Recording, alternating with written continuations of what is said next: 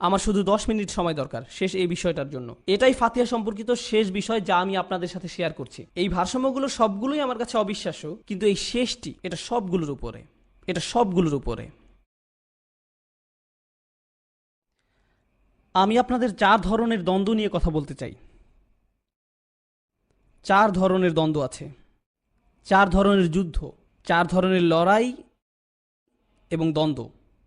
প্রথম দ্বন্দ্বটি আমার শরীর আর আত্মার মধ্যে। আমার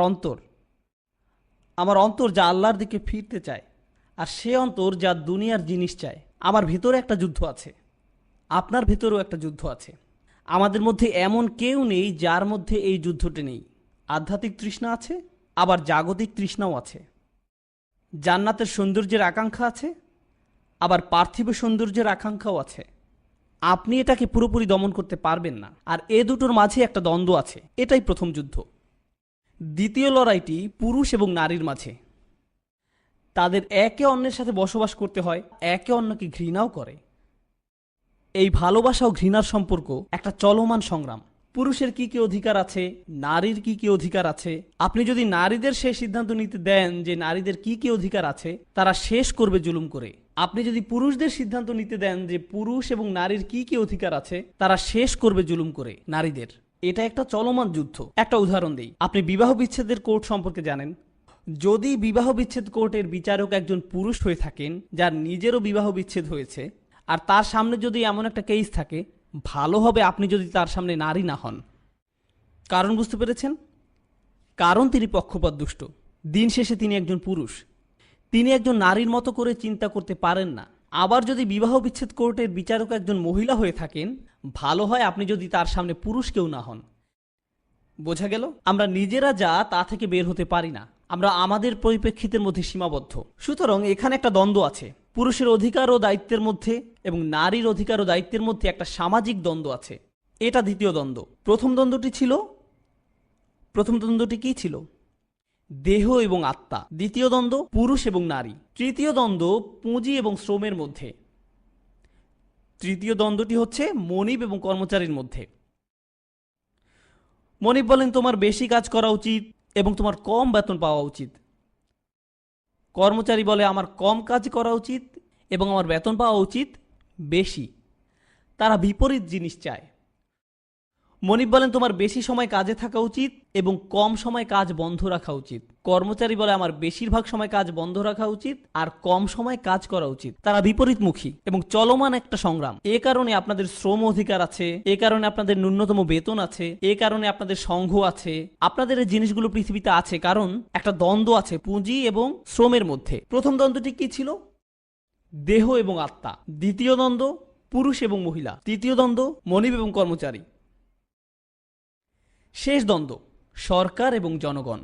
এটা ব্যাপার না যে আপনি কোথায় আছেন। সরকার আপনার কাছে আরও কর চাইবে, আরও কর্তৃত্ব চাইবে, আরও নিয়ন্ত্রণ চাইবে, আর জনগণ চাইবে আরও স্বাধীনতা। আপনি যদি সরকারকেই সব সিদ্ধান্ত নিতে দেন, সেটা স্বৈরতন্ত্র হয়ে যাবে। আর যদি আপনি জনগণকে সব সিদ্ধান্ত নিতে দেন, এটা একটা বিশৃঙ্খলা হয়ে যাবে। এখানে একটা ভারসাম্য থাকতে হবে, ভারসাম্য আনতে হবে। আর আপনি জানেন সেই ভারসাম্য খোঁজাকে আমরা বলি ন্যায় বিচারের জন্য লড়াই। হ্যাঁ, আমরা এটাকে ন্যায় বিচারের জন্য লড়াই বলি। এটা এক ধরনের রাজনৈতিক ন্যায় বিচার, ঠিক আছে? সরকার এবং জনগণের মাঝে ভারসাম্য খোঁজা, মনিব এবং কর্মচারীর মাঝে ভারসাম্য খোঁজা, পুরুষ এবং নারীর মাঝে ভারসাম্য খোঁজা। এখন বিষয়টা হলো এসব দ্বন্দ্বে কে সিদ্ধান্ত নেবে যে কোনটা ন্যায্য? এটাই শেষ চমক ফাতিহার শেষ নির্দেশনা। দিন শেষে একজন মানুষ হয় পুরুষ হবে নয়তো নারী। তার মানে তারা হয় পুরুষের মতো করে চিন্তা করবে অথবা নারীদের মতো। দিন শেষে একজন মানুষ হয় মনিব হবে নয়তো একজন কর্মচারী। সুতরাং তারা হয় একজন মনিবের মতো ভাবতে পারে অথবা ভাবতে পারে একজন কর্মচারীর মতো। দিন শেষে কেউ হয় সরকারের প্রতিনিধি হবে নতুবা প্রতিনিধি হবে জনগণের পরিপ্রেক্ষিতে। আপনার একই সাথে দুটো প্রেক্ষাপট থাকতে পারে না, এটা সম্ভব না।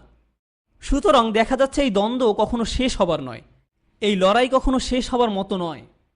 আল্লাহ আযজা ওয়া জাল্লা আমাদের এই চিরন্তন বিষয়গুলোর উত্তর দিয়েছেন। আর প্রসঙ্গত আমাদের ভেতরে কখনো আপনার দেহ জয়ী হবে, কখনো আপনার আত্মা জয়ী হবে। কারণ আমরা বস্তুবাদী মানুষে পরিণত হয়েছি, আমরা আমাদের আত্মার চাহিদাগুলো পিষে ফেলেছি। আবার কিছু মানুষ বলছে না আমাদের আধ্যাত্মিক মানুষ হওয়া উচিত, আর তারা হয়ে যায় অতিরিক্ত আধ্যাত্মিক। তারা ভালো করে খাওয়া বন্ধ করে দেয় এবং তারা অদ্ভুত রকমের হয়ে যায়। তারা ভাবে এটাই আধ্যাত্মিকতা। আপনার একটা ভারসাম্য খুঁজে পেতে হবে আধ্যাত্মিকতা এবং পৃথিবীতে বসবাস করার মধ্যে। আপনি কিভাবে সেই ভারসাম্য খুঁজে পাবেন?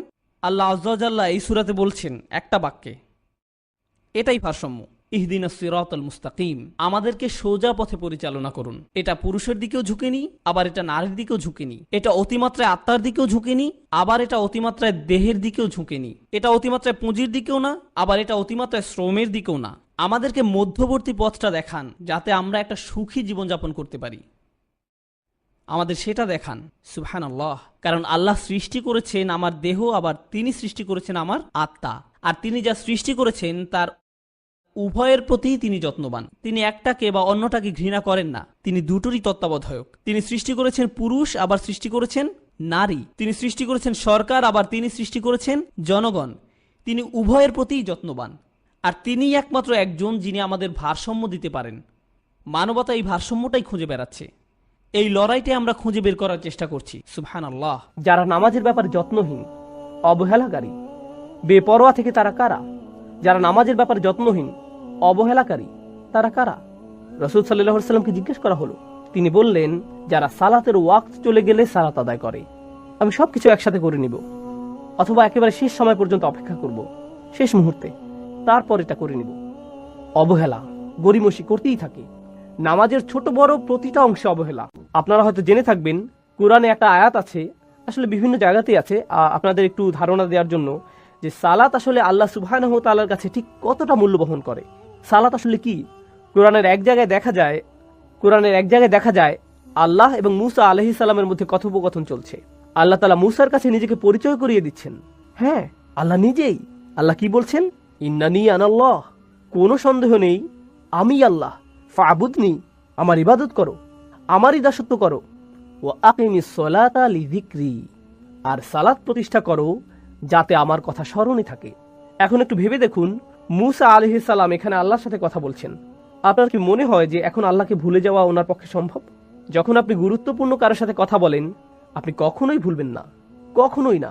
এরপর কারোর সাথে দেখা হলে আপনি বরং বলবেন, আরে জানো আমার কার সাথে সাক্ষাৎ হলো, জানো কি আমার বাসায় এসেছিল, এই জানো এইমাত্র কার সাথে কথা বললাম। যখন গুরুত্বপূর্ণ কারোর সাথে আপনার সাক্ষাৎ হয়, এটা আপনার মনে পুরোপুরি গেঁথে যায়। আর দেখা যায় পরবর্তীতে যার সাথে আপনার দেখা হচ্ছে, আপনি শুধু সেই বিশেষ সাক্ষাতের কথাই বলতে থাকেন।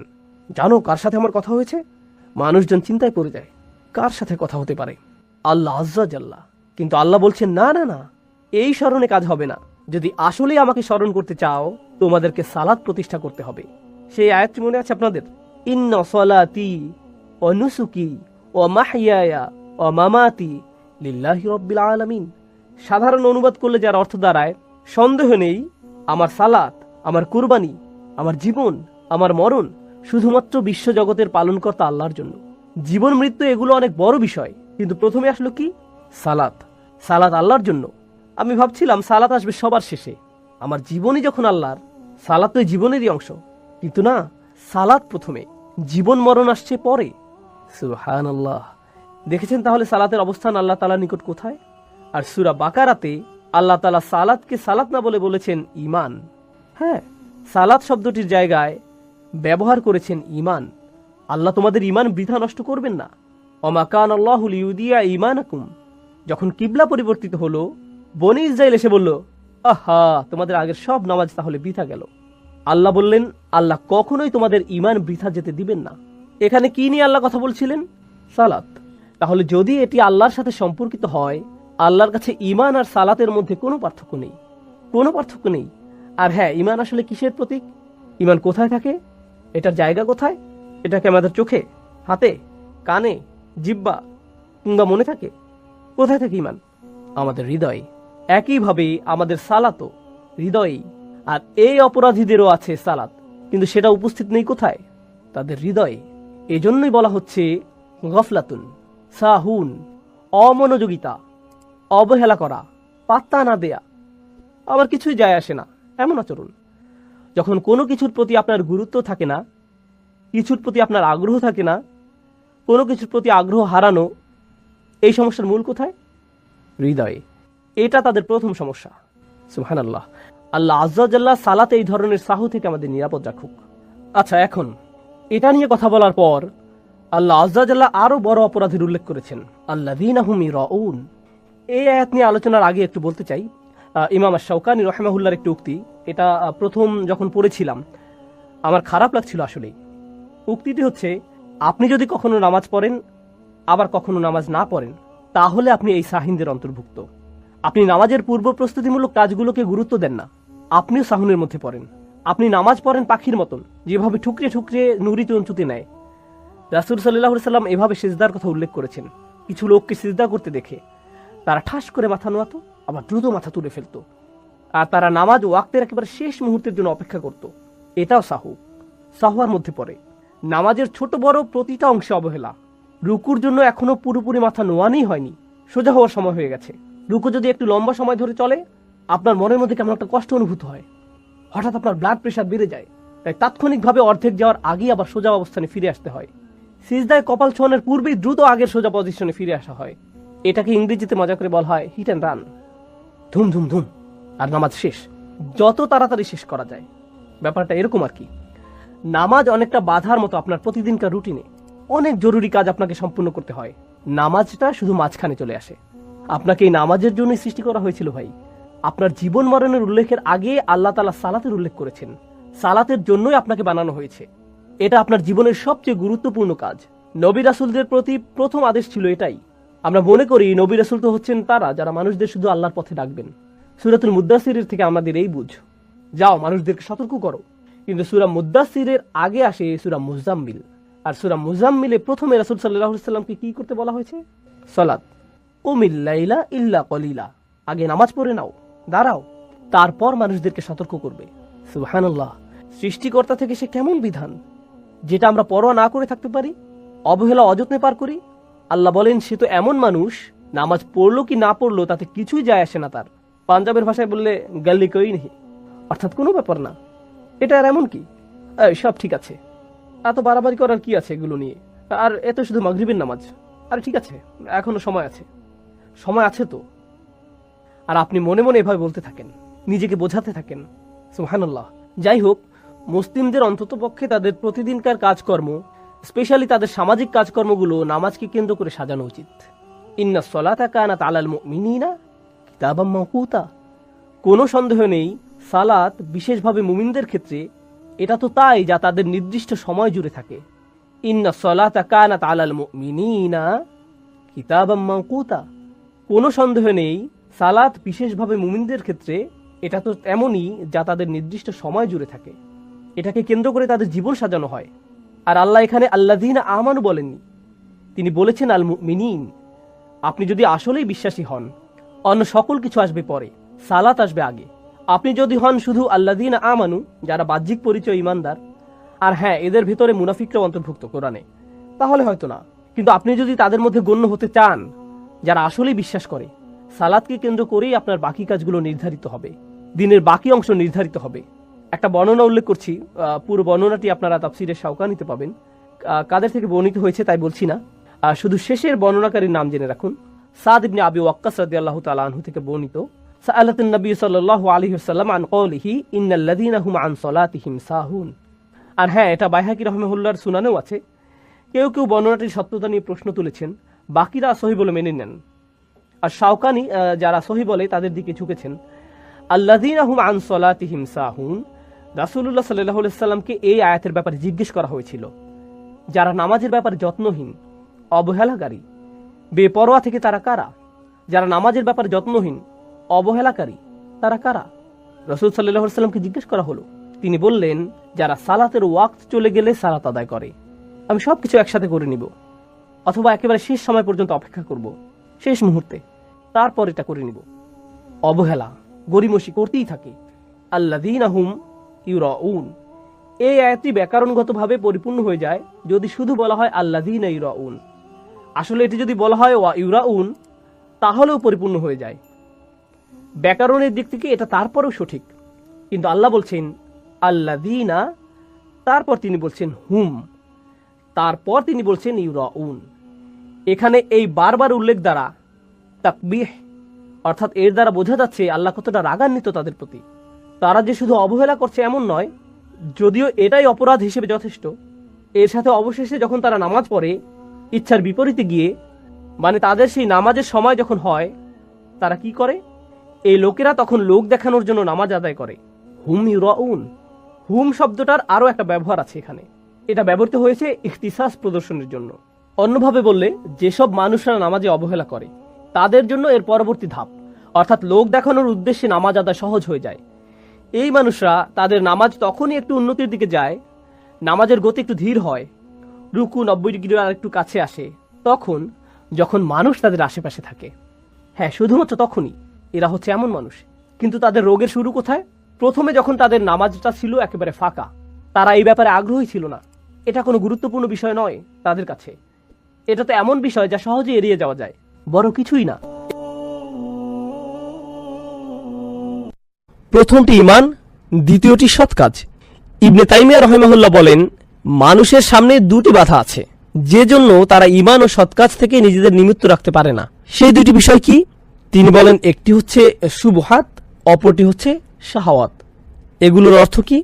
শুবহাত অর্থ সন্দেহ, শাহওয়াত অর্থ আকর্ষণ, কামনা। তাহলে তিনি যে দুটি বিষয়ের কথা বলছেন, যেগুলো মানুষকে সত্য স্বীকার করতে দূরে রাখে, সেগুলো হলো সন্দেহ ও আকর্ষণ। তিনি এ দিয়ে কি বুঝেছেন? দেখুন, আপনি যখন কাউকে এই দিনের দাওয়াত দেন, আপনি মূলত তাদের অনেক কিছু ছাড় দেওয়ার কথা বলছেন।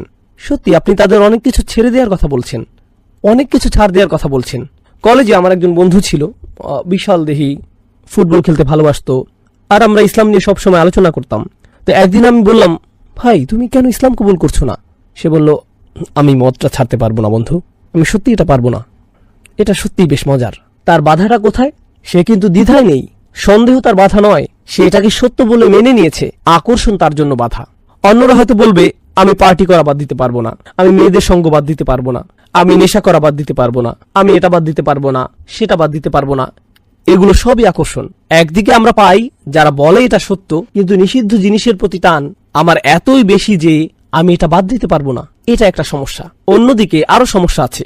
এমন অনেকে আছে যারা আসলেই এর সত্যতার ব্যাপারে সন্দিহান, যারা আসলে এর সত্যতার ব্যাপারে সন্দিহান। তুমি কিভাবে জানলে যে তোমার ধর্মই একমাত্র সঠিক? আরো অনেক ধর্ম আছে, সেগুলো কি ভুল? সেই সব মানুষ কোথায় যাবে? তারা সবাই জাহান্নামে যাবে, এটাই তোমাদের বিশ্বাস? এটা আমি মানতে পারলাম না। আমি খুব বেশি চিন্তিত নই, কিভাবে এটা একমাত্র সঠিক পথ? আচ্ছা, যদি এটাই একমাত্র সঠিক পথ হয়ে থাকে, তাহলে কেন সবাই এটা মানছে না?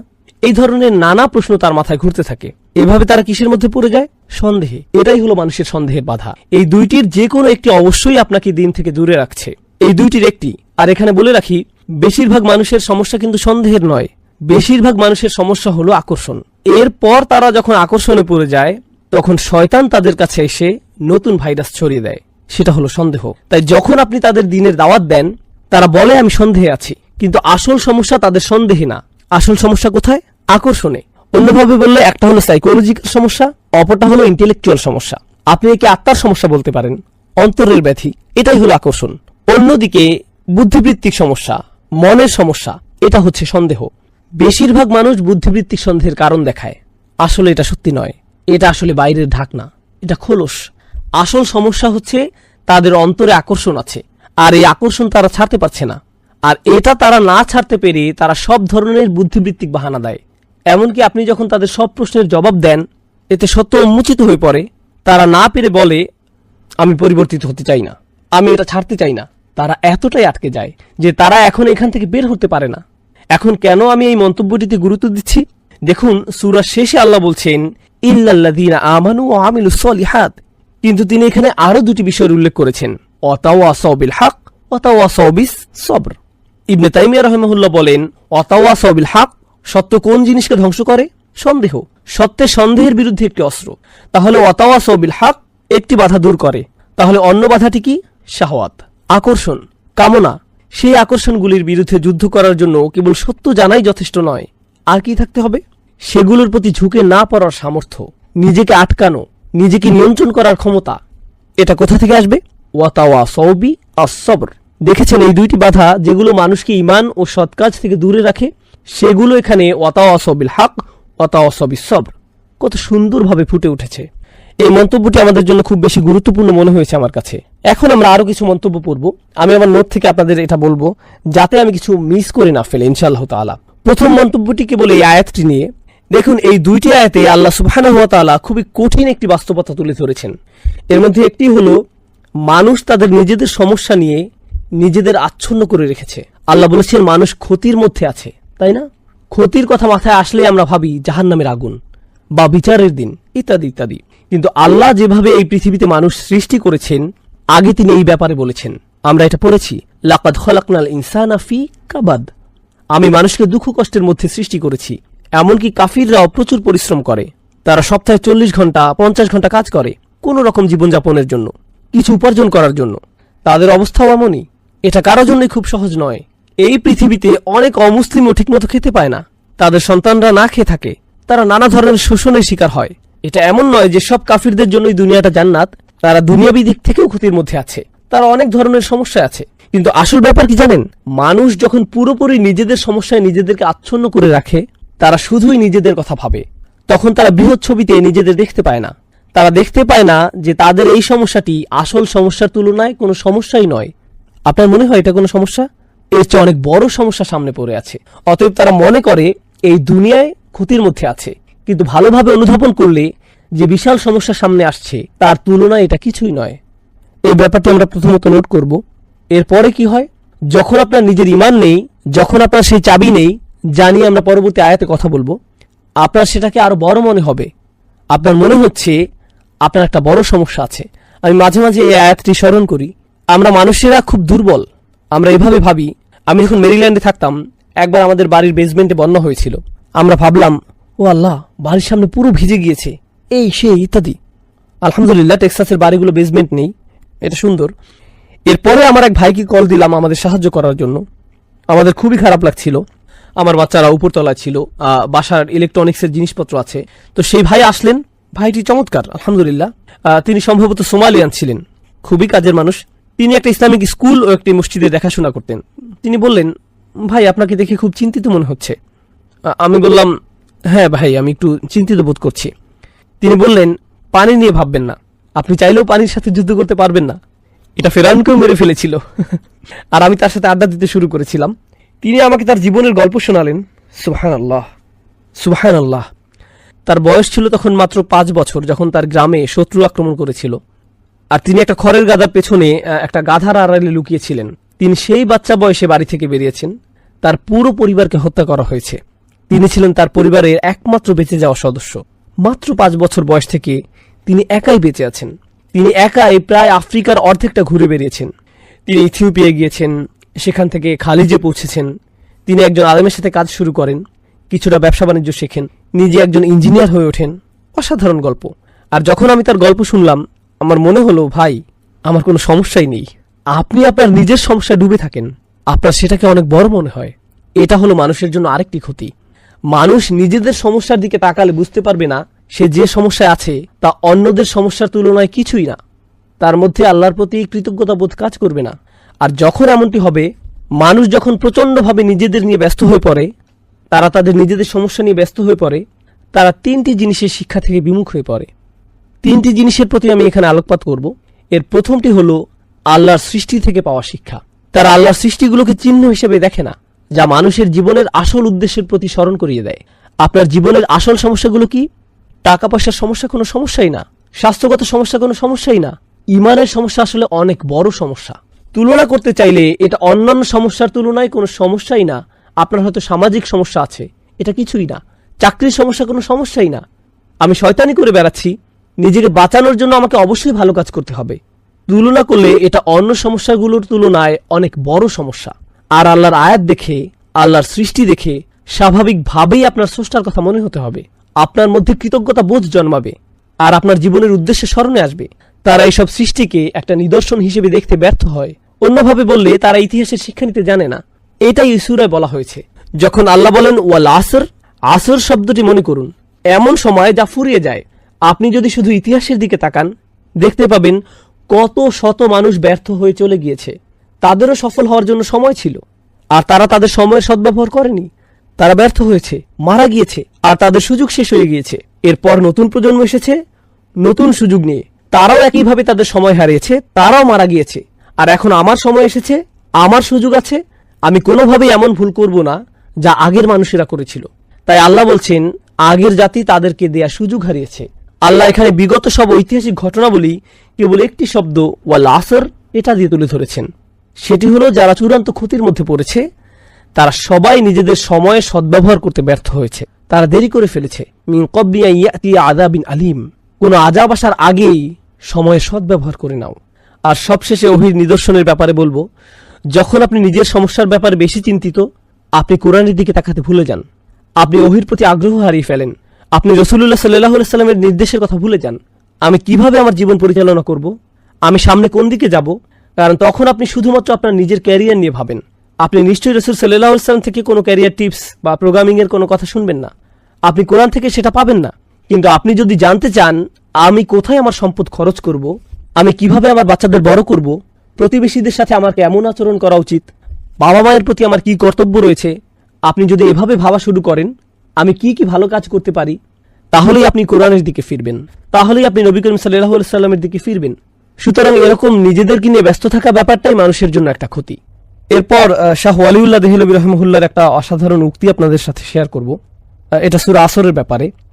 এই আয়াতে আসর শব্দটির সাথে মানুষের ক্ষতির সম্পর্ক নিয়ে শাহ ওয়ালিউল্লাহ দেহলভী রাহিমাহুল্লাহ কোরআনের কিছু আয়াতের জন্য একটা বিশেষ শব্দ ব্যবহার করেছেন। তিনি এটাকে বলেন আত-তাযকির বিআইয়ামিল্লাহ, আল্লাহর দিনগুলোর মাধ্যমে স্মরণ। আল্লাহর দিন কোনগুলো?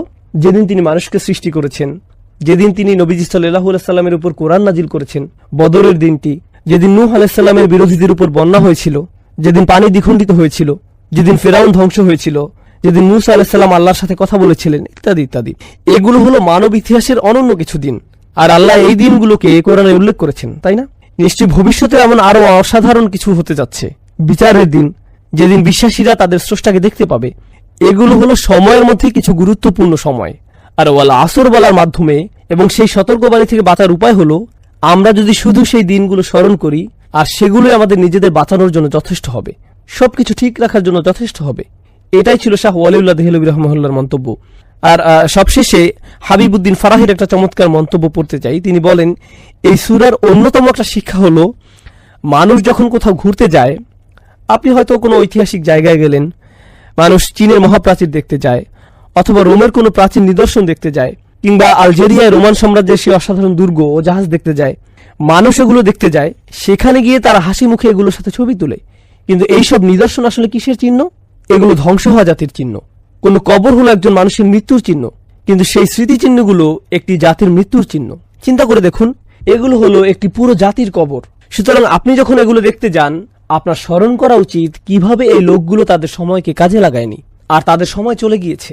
তারা নিজেদের যত বড় শক্তিশালী ভাবুক না কেন, সময় হলো এমন শত্রু যাকে আপনি হারাতে পারবেন না। আপনি পৃথিবীর সমস্ত অস্ত্র দিয়েও এটা হারাতে পারবেন না, একে কোনোভাবেই আপনি হারাতে পারবেন না, তাই না? আর বিশ্বের এই সকল পরাশক্তি যারা ভাবে কি আমাকে ঠেকাতে পারবে, এমনকি আল্লাহ বিচারের দিনে তাদের বলবেন তোমরাই কি তারা নও যারা গর্ব করত? মা লাকুম মিন জাওআন আলাম তাকুনু আকসামতুম মিনকুম, তোমরাই তো তারা যারা আগে প্রায়ই বলতে যে তোমাদের কোনো ধ্বংস আসবে না, আমরাই হব নাম্বার ওয়ান, কেউ আমাদের হারাতে পারবে না। আসলে সময় তোমাদের হারিয়ে দিয়েছে। তিনি বলেন প্রাচীন নিদর্শন দেখতে গেলেও সূরা আসরের কথা স্মরণ হওয়া উচিত। অতএব কেউ যদি কোনো ঐতিহাসিক জায়গায় ভ্রমণে যায়, তাহলে সে যেন বলে ওয়াল আসর ইন্নাল ইনসানা লাফি খুসর। বুঝতে পারছেন? সুবহানাল্লাহ। এটা ছিল এই ব্যাপারে সর্বশেষ মন্তব্য। এখন আমরা ক্ষতি নিয়ে কিছু ব্যাপারে জানবো। আসলে বেশিরভাগই ইতিমধ্যে আলোচনা করা হয়েছে, কিন্তু এই পৃথিবীতে মানুষের দুর্ভোগ নিয়ে আমি একটু আলোচনা করতে চাই। আমরা ক্ষুধার্তদের কষ্ট, শোষিতদের দুর্ভোগ, দিন মজুররা কতটা কষ্ট করে তা নিয়ে আলোচনা করছি। আমরা মানুষেরা অন্য প্রাণীদের তুলনায় বেশি কষ্ট করি। চিন্তা করে দেখুন, শারীরিক কষ্টের বাইরেও আমাদের মানসিক কষ্ট আছে। কোন সিংহ তার নাতি নাতনি নিয়ে ভাবে না, তার সেই বোধ নেই, সে এটা নিয়ে ভাবে না। পাখিরা তাদের অন্যান্য আত্মীয় স্বজন নিয়ে ভাবে না, তারা তাদের বাচ্চাদের নিয়ে কিছুদিন ভাবে, এরপর তারা তাদের মতো চলে। শুনে মনে হচ্ছে যে এটা আধুনিক সোসাইটির মতোই, তাই না? সাধারণভাবে যখন আপনার বাচ্চা কষ্ট পায়, আপনিও কষ্ট পান, তাই না? হয়তো আপনার বাচ্চার চেয়েও বেশি। এমনকি মানসিক কষ্ট মাঝে মাঝে শারীরিক কষ্টের চেয়েও বেশি হয়। আপনি হয়তো ভাবছেন আর এগুলো হলো গরিব দুঃখীদের কষ্ট, ধনীদের ব্যাপারটি কেমন? তারা কি সুখী জীবন কাটায়? আসলে মোটেই তা নয়। বিশ্বের ধনী দেশগুলোতে আত্মহত্যার হার সবচেয়ে বেশি, এমনকি আমেরিকাতেও। দেশের সবচেয়ে ধনী অঞ্চলগুলোতে আত্মহত্যার হার বেশি। যে দরিদ্র কৃষক হয়তো দিনে 2 বেলা ঠিকমতো খেতে পায় না, রাতে শান্তির ঘুম দেয়, কিন্তু যার কোটি কোটি টাকা আছে তার হয়তো 6টা বেডরুম আছে, যেখান থেকে সে বাছাই করবে কোথায় সে ঘুমাবে, সে রাতে ঘুমাতে পারে না, তার অ্যান্টি ডিপ্রেশনের ওষুধ খেতে হয়, সে মানসিকভাবে মরে যাচ্ছে। অতএব সবাই কোনো না কোনো ক্ষতির মধ্যে আছে, সবাই কোনো না কোনো সমস্যা আছে, প্রত্যেকেরই আছে। আর আল্লাহ আজ্জা জাল্লা এই সূরায় কেবলমাত্র চূড়ান্ত ক্ষতির থেকে বাঁচার ভরসা দেননি, যা হলো আখিরাত। আখিরাত হলো চূড়ান্ত ক্ষতি, জাহান্নামের আগুন, আল্লাহর সামনে দাঁড়িয়ে আপনার নিজের কাজের বর্ণনা দেয়া, সেটাই হলো চূড়ান্ত ক্ষতি। বরং তিনি এই দুনিয়ায় কিভাবে ক্ষতি থেকে বাঁচা যায় সেটাও বলে দিয়েছেন, কিভাবে ডিপ্রেশন থেকে বাঁচা যায়, কিভাবে অস্বস্তি থেকে বাঁচা যায়, কিভাবে ভয় শোষণ থেকে বাঁচা যায়। তিনি আমাদেরকে এই সব কিছুর সমাধান দিয়েছেন এই আয়াতে, ইল্লাল্লাযীনা আমানু ওয়া আমিলুস সলিহাত। আমরা যখন এই সমাধানটি ভালোভাবে বোঝার চেষ্টা করব, এটা শুধু আখিরাতের সমাধান নয়, এটা দুনিয়ারও সমাধান। কারণ দিন শেষে মানুষের চরম ক্ষতি আখিরাতে হলেও দুনিয়াতে অনেক ক্ষতি হয়ে থাকে, এখানেও ক্ষতি হয়। আর আল্লাহ তাআলা এই অনন্য সূরাটিতে দুটির সমাধানই একসাথে দিয়েছেন। আল্লাহ তাআলা বলেন, ইয়া আইয়ুহাল ইনসান ইন্নাকা কাদিহুন ইলা রাব্বিকা কাদহান ফামুলাকিহ। অসাধারণ আয়াত। ও হে ভুলমনা মানুষ, তুমি ধীরে ধীরে এগিয়ে যাচ্ছ, তুমি ক্রমশই এগিয়ে যাচ্ছ। তুমি এটা পছন্দ করো বা না করো, তুমি ক্রমশই আল্লাহর দিকে এগিয়ে যাচ্ছ, আর তুমি অবশ্যই তার সাথে সাক্ষাৎ করবে। তুমি যাই ভাবো না কেন, তুমি এর কোনো প্রস্তুতি নিয়েছো বা নাওনি, তুমি গুরুত্ব দাও বা না দাও, তুমি এটা শুনতে চাও কিংবা না চাও, প্রতি মুহূর্তেই তুমি তার সাথে দেখা করার দিকে এক ধাপ করে এগিয়ে যাচ্ছ। প্রতিটি দিন পার হচ্ছে আর তুমি তার সাথে দেখা করার জন্য একটু একটু করে এগিয়ে যাচ্ছ। তুমি পাপের মধ্যে তোমার জীবন কাটাতে পারো, পার্টি করে তোমার সময় কাটাতে পারো, যেন কোনো আগামীকাল নেই। আসলে আগামীকাল বলে কিছু আছে এবং সেটা আসছে, আর তখন তুমি তার সাথে দেখা করবে। অতএব এটাই হলো সেই অসাধারণ শিক্ষা যা এই সূরায় অন্তর্নিহিত আছে। এখন আমি আপনাদের এই দুইটিকে একত্রিত করে বলবো, একটি হলো দুনিয়ার ক্ষতি, অপরটি হলো আখিরাতের ক্ষতি। এই দুনিয়া হয়তো কেউ বলবে, ভাই আমার যদি একটা ভালো চাকরি থাকতো, আমার যদি গাড়ি থাকতো, আমি যদি এই মেয়েটিকে বিয়ে করতে পারতাম, আমার যদি এটা থাকতো, আমার যদি সেটা থাকতো, আমার যদি এই সমস্যা না থাকতো, আমার যদি সেই সমস্যা না থাকতো। আর আখিরাতে কি হবে? ইয়া লাইতানি কুনতু তুরাবা, হায় আমি যদি ময়লা হতাম। আপনি কি অবস্থাটা বুঝতে পারছেন? সুবহানাল্লাহ। আপনি কি মনে করেন এই দুনিয়ার সমস্যাগুলো অনেক বড়? বিশাল বড় সমস্যা আসছে। সুবহানাল্লাহ। আপনি যদি মানুষের এই ক্ষতি অনুধাবন করতে পারেন, তাহলে আপনি ইন্নাল ইনসানা লাফি খুসর এটা অনুধাবন করতে পারবেন। এখন আমরা এই সূরার শেষ আয়াতটি পড়ব ইনশাআল্লাহ তাআলা। মনে রাখবেন এই সব কিছু আসলে একটি বাক্য। এই পুরো সূরাটি আল আসর ইন্নাল ইনসানা লাফি খুসর ইল্লাল্লাযীনা আমানু ওয়া আমিলুস সলিহাত ওয়া তাওয়াসাউ বিল হক ওয়া তাওয়াসাউ বিস সবর। ভাষাগতভাবে এটি আসলে একটি বিবরণ, একটি আলোচনা, এগুলো বিচ্ছিন্ন নয়। আমরা এতক্ষণ যে ব্যতিক্রমী গুণগুলো নিয়ে আলোচনা করেছি, এমন মানুষ সবসময় সংখ্যায় কম হয়, আর এই ব্যতিক্রমী গুণগুলো যাদের মধ্যে থাকে না, এরা সবসময় সংখ্যায় বেশি থাকে। অন্যভাবে বললে, যারা ক্ষতির মধ্যে আছে এরাই সংখ্যায় বেশি, আর যারা সফল মানুষ তাদের সংখ্যা কম। সমাজের আরেকটা ব্যাপার আমাদের জানা প্রয়োজন, আসলে এভাবেই পৃথিবী চলে। বেশিরভাগ মানুষ ভালো মন্দ নির্ধারণ করে, বেশিরভাগ মানুষ সমাজের গতি প্রকৃতি ঠিক করে, বেশিরভাগ সমাজের আদর্শ রূপ নির্ধারণ করে। মনোবিজ্ঞানে স্বাভাবিক আচরণকে কিভাবে ব্যাখ্যা করা হয় জানেন? স্বাভাবিক আচরণ তাকে বলা হয় যা সবাই করে, আর অস্বাভাবিক আচরণ বলা হয় তাকে যা অন্যরা করে না। অন্যভাবে বললে, সবাই একদিকে গাড়ি চালাচ্ছে আর আপনি অন্যদিকে গাড়ি চালাচ্ছেন, আপনি ভুল করছেন। অস্বাভাবিক আচরণ। ধর্মীয়ভাবে বিষয়টি মোটেও এমন নয়। আপনি এমন একটি সমাজে থাকেন যেখানে সবাই কিছু কাজ একভাবে করে, আপনি হয়তো চাকরিতে গেলেন, সেখানে সবাই কিছু কাজ করে, কিন্তু আপনি মুসলিম হলে আপনি সেই কাজগুলো করতে পারবেন না। তাহলে এবার ভাবুন, তারা আপনাকে কিভাবে নেবে? শুধু মুসলিম নয়, বরং অদ্ভুত, অস্বাভাবিক। আপনি মিশতে পারছেন না। এই লোকটি একটু কেমন যেন, রুমের কোনায় গিয়ে লোকটি কি করছে? সেই সব খাবার খাচ্ছে না কেন? কি মজাদার খাবার এগুলো। সে চলে গেল, সে কেন পার্টিতে আসলো না? সে কেন সেই মেয়েটিকে এড়িয়ে গেল? সে কেন এরকম করে? তারা এটা বুঝতে পারে না, তারা মনে করে এটা অদ্ভুত। আর বলে রাখি, যখন আপনাকে প্রতিনিয়ত অদ্ভুত হিসেবে দেখা হয়, আপনার উপরে এর প্রভাব পড়ে। আমি তো অদ্ভুত হয়ে থাকতে চাই না, আমি চাই না আমাকে এভাবে দেখা হোক। তখন কি হয় ভাবতে পারেন? যদিও বেশিরভাগ মানুষই ক্ষতির মধ্যে আছে, আপনিই ছিলেন সফলতার মধ্যে, তারা আপনাকে বুঝিয়ে ফেলে যে আপনি আসলে ক্ষতির মধ্যে জীবনযাপন করছেন, আপনার আসলে বাকিদের মতো হওয়া উচিত। তারা আপনাকে মানসিকভাবে বুঝিয়ে দেয়, ভাই এভাবে থাকাটা কঠিন হয়ে যাচ্ছে, তুমি এভাবে থাকতে পারবে না। এখানে সবাই যার যার জীবন উপভোগ করছে, আমি কেন এই অদ্ভুত জীবনযাপন করছি? তাহলে সমস্যাটা শুধু ঈমান আনাতেই সীমাবদ্ধ নয়, বেশিরভাগ মানুষই ক্ষতির মধ্যে আছে, এটাও আমাদের জানা প্রয়োজন। কারণ বেশিরভাগ মানুষ